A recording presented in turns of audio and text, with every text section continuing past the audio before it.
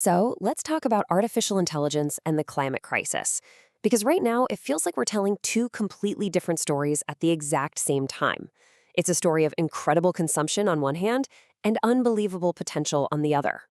And this isn't some abstract academic idea, right? This is a genuine paradox, and the stakes could not be higher on both sides of the equation. Which really makes you wonder, is this technology going to be our climate's worst enemy, or could it actually be its greatest hope? That's the core tension we're going to unpack. I mean, you see it everywhere. Headlines are screaming about AI's massive environmental toll. But then, if you look at what's happening in labs and research centers, scientists are saying, hang on a second, this might just be one of the most powerful tools we have to accelerate climate action.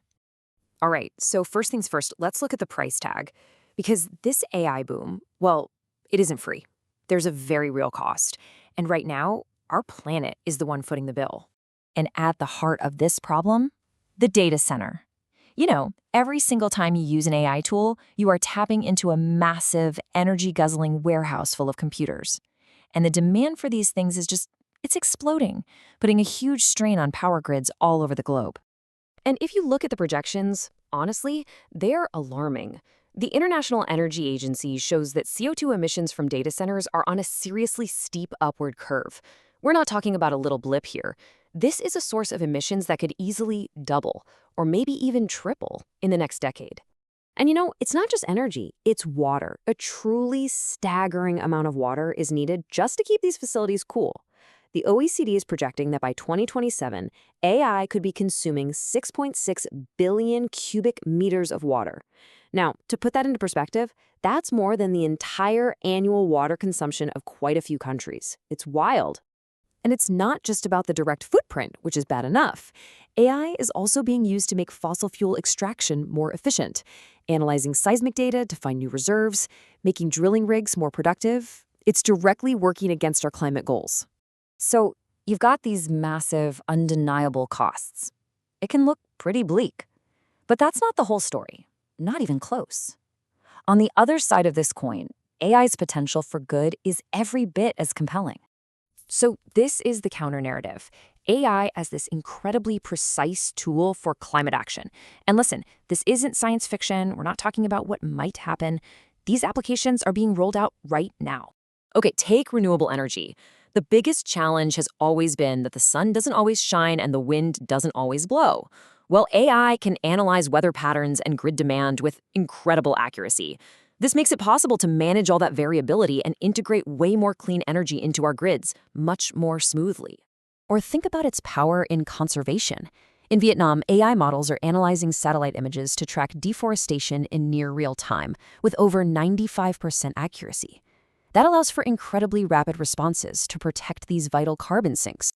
And the impact can also be incredibly personal. In Kenya, an AI-powered system is giving smallholder farmers precise, localized predictions for their crop yields.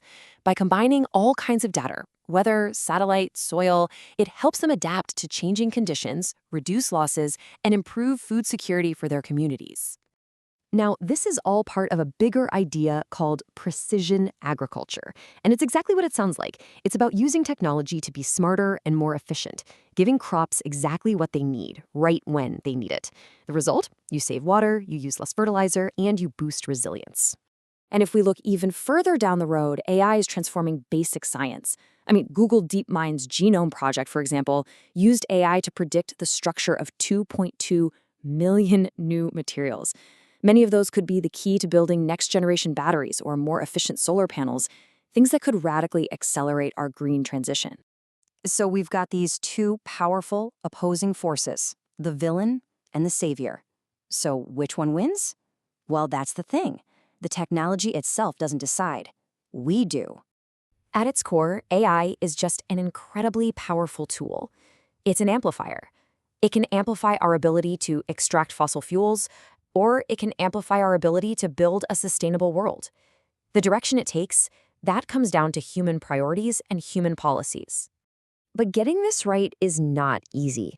To scale the beneficial uses of AI, especially in the developing world, we have to overcome some huge barriers. We need better access to data. We need more infrastructure. We need new skills, and we need smart regulations. And this brings us to a critical point. Without effective governance, without guardrails to steer this technology toward the public good, the default path will most likely serve short-term profit, not long-term climate action. A quote from Jake Hall in Atmos magazine just sums it up perfectly. He says AI is neither a climate villain nor a climate savior. It's a catalyst. And that's it, isn't it? It's an accelerant for the choices we are already making. Which brings us right back to the ultimate question. The technology is here, and its power is growing every single day. So, what will we, as a society, choose to amplify? Destruction or solutions? The choice is ours.